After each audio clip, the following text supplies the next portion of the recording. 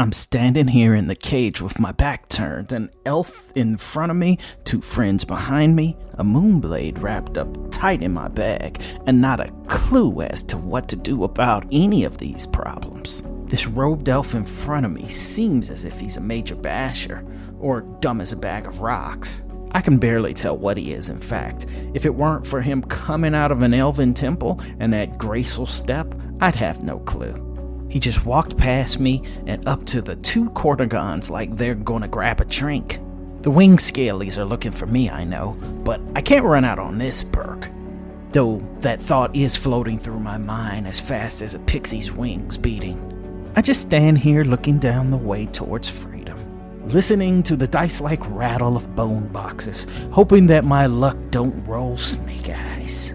They unraveled a parchment, of me no doubt, and the helm elf started to babble. And now I know I'm gonna have to scrap. What's this? The elf doesn't finger me, and I'm standing right here. He's leading them away.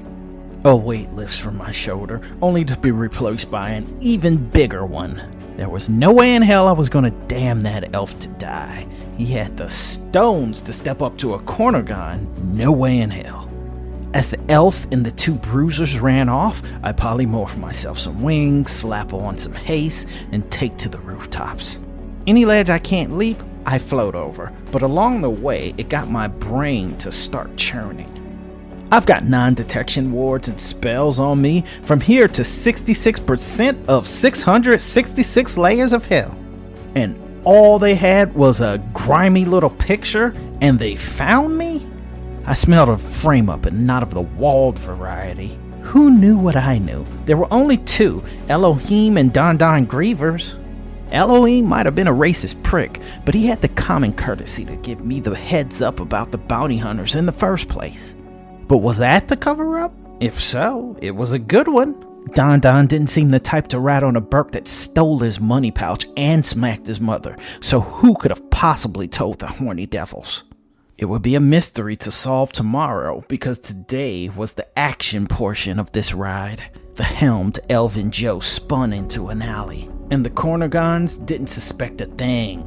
Hell, I didn't suspect a thing either. I pulled my stone skin scroll as I perched behind a cone-shaped chimney.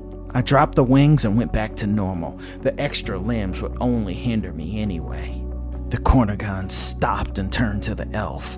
I was thinking the worst, so I did the only thing I could. I made a little ruckus, so maybe the elf could take off. My unseen servant dropped all 12 of the daggers from my back onto the ground. I scuttled behind the chimney for cover, then cast displacement on myself, wondering if the elf was gonna run. Shit, he's walking up on the Cornogon. Shit. I looked at the chimney and stone-shaped it just enough so that a nudge would slide it off the edge. The winged bashers are getting mad at the elf. I can tell from the expressions as they looked up to find me. And it always seemed to me that a Cornogon's anger and a Cornogon's whip rode hand in hand. The elf strode confidently to the Cornogons while they looked up to the rooftops. "What the fuck are you doing?" I mumbled. But before the winged things put their gazes back on the elf, his silver blade was at their throats seeking for flesh. I smiled and wasted no time, because in a battle, time was usually the greatest adversary or the most devilish of foe. I called upon True Strike and dove from the roof, short sword first. And here I am, diving through the air, trying to hit the sweet spots, with the helmed hooded elf giving 2 Cornogons the old hack chop. Feeling my haste spell trying to wear off, I wonder if it was all such a good idea now to go full force against 2 big and scalies for a Burke that may drop after a good crack of the whip. But that's the problem with having a conscience that Papa never told me. I can hear the clink of my dropped daggers ringing on my ears through the wind that breezes through my hair. I never took the holy water poison out of my daggers. Guess it never hurts to be lazy. The hit struck true, and the clear window I installed in the blade deploys liquid that sinks beneath the fiend's scales. It bubbled and began to boil flesh, filling the alley with a dense smoke and the foul stench of cooked devil meat. The damn thing didn't drop, of course, but he's gonna burn until I take this blade out. The elf is a demon himself, or at least he fights like one. He's beating up on one cornagon like the scaly Burke just picked up his whip the day before yesterday. The hooded helm guy was better than I thought, better than I could have even imagined, scarily so. I'm putting on the juke 2 times over with displacement to pick up the slack for everything I can't slip. I use my telekinesis to shoot my holy water daggers into the fiend's hide, and I flick the chimney atop heads. I can't help but to look over to the helm warrior and noticed him catching cornagon tails and rolling on the floor chopping tendons. Call me old-fashioned, but things like that can't help but to impress me. Before we can wipe the blood from our swords and get a breather from our kill, the watch is running to the disturbance. Any other day I would probably commend that kind of prompt service, but there's no need to go explaining 2 bodies, even if they are of the horned variety. I quick step over towards the elf and we keep on moving. I can tell that the elf is nervous because he uses some sort of telekinesis to push the bodies of the fiends towards the roving patrols, tripping them up. You don't go provoking the watch, you play it cool. If they ain't got nothing on you, you don't got nothing to be scared of. But you go throwing corpses at people, not only does it piss them off, it gives them a reason to care about why you just put 2 big bashers in the dead book. Now I run off and follow the helm warrior. I don't look back. I only pray that the guards he tossed can't throw down.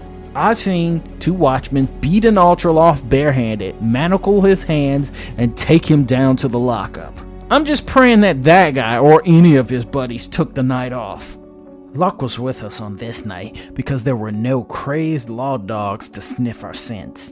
When me and the helm warrior got a spare moment, he told me about a portal to Limbo, and I said I could join him. He said he had to meet someone, so we split up. I don't know if teaming with someone that makes that much fireworks is a good idea, but the Moonblade in my bag tells me I need a few more answers.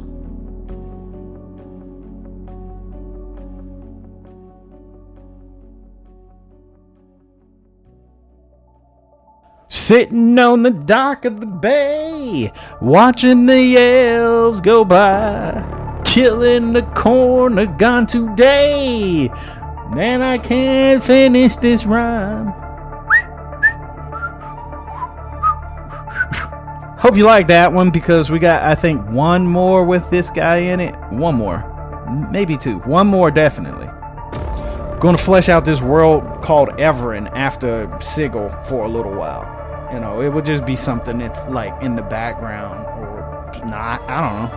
I'm not sure. Would y'all prefer an ongoing story with the same characters, or a world with multiple characters? You know, either way. You know what? I'm not even asking you. I'm just doing whatever the hell I want. Okay, y'all come back now. You hear? See you later.